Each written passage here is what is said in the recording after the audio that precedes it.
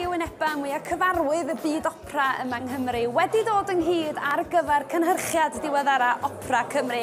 A mae'n opera newydd sbon sy'n seiliedig ar nofel eiconig Islwyn Folk Ellis, Wythnos yng Nghymru fydd. A ger nad ydyn nhw'n teithio tan yr Hydref, wel mae'r ymarferion wedi cychwyn.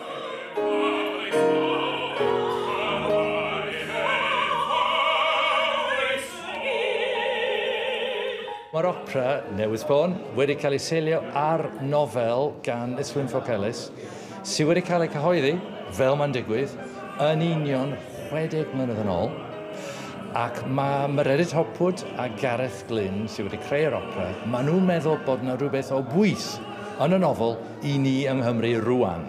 Mae un o nofel, os nad y nofel mwy o eiconig yn y Gymraeg o'r 18th ganrif. Mae pawb yn meddwl bod nhw'n nabod y nofel, achos wrach bod nhw'n cofio bod yna olygfa yn ei lle mae un cymeriad yn gweld yr iaith Gymraeg yn marw o flaen ei lygyd. Ac efallai bod nhw'n cofio'r frawddeg rwy wedi gweld am llygaidd fy hun farwolaeth yr iaith Gymraeg. Ond mae'n fwy na hynny, mae'n gyfle eiraid i wneud o lenni, achos 30 mlynedd union yn ôl y cyhoeddwyd y nofel. Ac ar y pryd, mi oedd hi'n rhywbeth rhyw manifesto Plaid Cymru. Ac ddim yn ddisgrifiad ohono fo, dwi wedi tynnu allan o'm hen, ond mi gath o'i gyhoeddi gan Plaid Cymru i fynegu i dyheuadau nhw. Ac felly mae'n dangos y be allan i gyflawni petai ni'n gweithio mewn un ffordd neu yn fod yn ddi-hyd ac yn mynd y ffordd arall. A dyna'r ddau fath o Gymru da ni'n gweld yn y nofel, lle bod ni'n mynd i'r Gymru dda gyntaf ac i Gymru ddrwg wedyn. A wedyn mae cwbl lot yn dweud, wel, eich penderfyniad chi sydd yn arwain at y naill neu'r llall.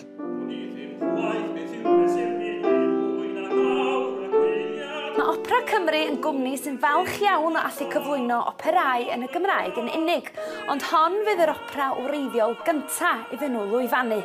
Rhywbeth sy'n dod â lot fawr o blesar i'r 5 sy'n rhan o'r cast. Mae'n brofiad grêt. Mae wedi'n cael gwneud prosiect newydd fel un, rhywbeth sydd wedi cael ei gyfansoddi o'r newydd, achos mae wedi'n fel arfer yn gwneud operau sydd wedi cael ei canu ganwaith.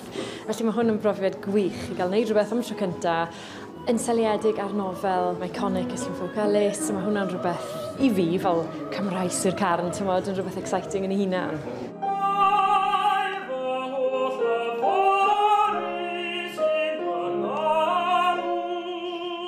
Wel, mae heddi sy'n ni'n meddwl, dim ond fel rhywbeth o sing-through, maen nhw'n galw fe, jyst eistedd a canu trwy'r sgôr, cystal a gellen ni. Mi fydd e dipyn yn anoddach yn yr Hydref pan fydden ni gerdded a chanu ar y llwyfan, felly gewn ni weld. Bydd yn hwyl. Mae'n brofiad cyffroes iawn. Dim yn aml bod ni'n cael gwneud opera newydd sbon am y tro cyntaf erioed, wrth gwrs. Ac felly mae popeth yn newydd, mae'r nodau newydd, mae'r cast yn newydd, felly mae'n brofiad gwych iawn, yndi? Roedd Opera Cymru wedi estyn gwahoddiad i ambell wyneb cyfarwydd a'r cyhoedd i fod yn rhan o'r gynulleidfa heddiw, a phawb wedi eu cyfareddu. Profiad aruthrol o ddiddorol. Dwi'n eistedd drwy math yna o ymarfer o blaen, achos theatr a sioe gerdd ydi myd i fel arfer. Gen i ddiddordeb mawr mewn opera, ond oedd gweld y broses yna yn agoriad llygad. Wel, Iwan, ydych chi wedi eistedd fewn trwy'r ddwy act sydd â thi? O, dwi'n falch iawn bod wedi manteisio ar y gwahoddiad o ddod i weld y perfformiad y bore yma. Nifer o bethau chofiadwy iawn. Yn sicr byddai'n edrych ymlaen at i gweld i mis Tachwedd. Dwi'n teimlo'r holl beth mor gyfroes, rhaid i mi ddweud, rhywbeth yn hollol newydd, so dwi'n hapus iawn, rhaid i mi ddweud.